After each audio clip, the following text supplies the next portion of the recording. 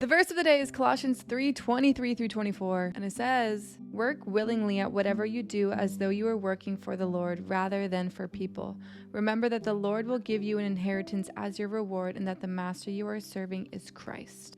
So today's scripture is really, really helpful for you and I today because it speaks to how to have joy in the midst of any job that we have. How to see anything that we do, even chores and things that seem mundane, to be serving God. But we can't go there without talking about the context, which can be kind of difficult to explain because the context of today's verse is talking about slaves back in the day. And transparently, I don't have all the answers for this and I'm still learning, but I tried to do as much research as possible. And what I found through one article that I thought was really good was back in the day, in ancient times, slavery was more like an occupation.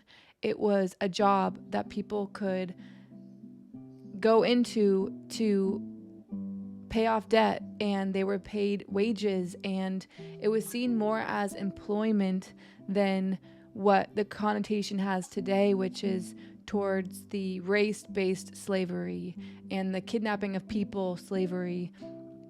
And so as I was reading more, Paul doesn't necessarily say that slavery is wrong in today's scripture, because back then it would have done no good to just say it's not good if there were people who were wanting to be in that workplace to pay off debt. And so he thought that it would be better to go from the inside out, transform people from the inside out, which is really how any of us get transformation anyways, and changing our perspective that anything that we do is to honor the Lord, that the Lord is our master, not people. And so there were rules for both the slaves and the masters to treat their slaves as equal, and for the slaves to see any work as doing work for the Lord so that they can maintain their joy. And it wasn't until a lot later that the race-based slavery entered the picture. From what I understand, I think it will be easier to have a visual and to read what I was reading. A man named William Wilberforce was actually one of the men behind the abolishment of slavery, and he was a Christian man. So they saw that the old description of slavery was twisted, and that's when the race-based slavery was birthed, and people who saw it change and become something that wasn't good tried to abolish it. So this guy, William, there's probably other people, I don't know, I don't have all the info, fought to get rid of it. And this paragraph kind of helped me understand it a little more. So it says, Paul's teaching so transformed the master-slave relationship because in his teaching, he's explaining that everyone is equal. And the best way that this is going to work, the masters have to treat their slaves as equal, and the slaves have to see their work as working for the Lord. And the whole understanding is the Lord is everyone's master. So it goes back to, if you put God first and you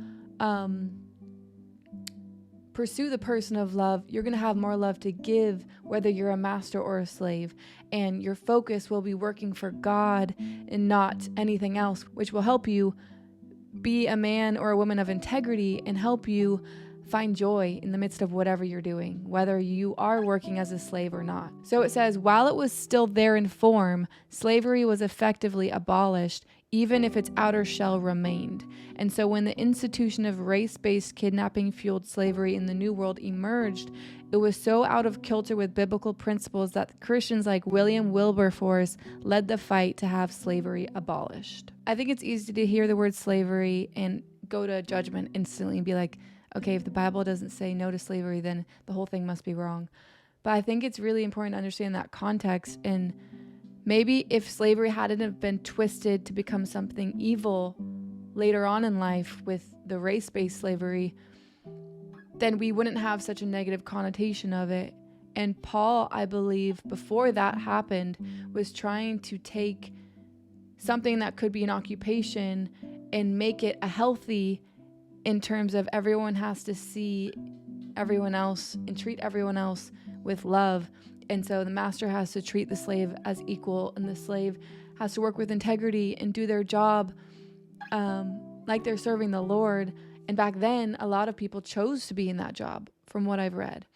And then obviously anything can be twisted to become evil. Anything in life can become really bad. And it was people who were trying to maintain the principles of today's verse that say, work willingly at whatever you do as though you are working for the Lord. And chapter 4, verse 1 says, masters, be just and fair to your slaves. Remember that you also have a master in heaven.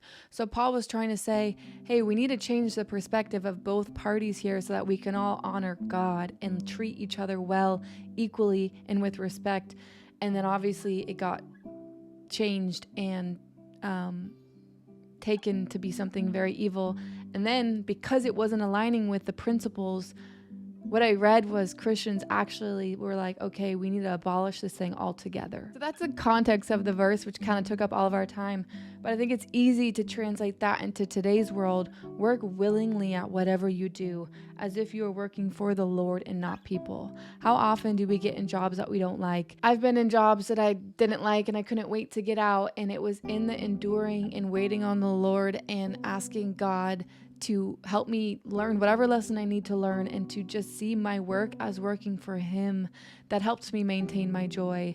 And I think that goes for any mundane task, whether it be chores or things that we don't want to do. If we see it as working for God and being obedient to take good care of ourselves, which means we are honoring who God created, which is us, then we'll have more joy in the mundane tasks that we do on a day-to-day basis. I believe sometimes God keeps us in jobs that we don't like to really develop our character, to help us get to a place of seeing it as working for Him and enduring whatever it is we don't like, and trying to learn whatever lesson He wants us to learn, because He has us where He has us for a reason at every stage in our life.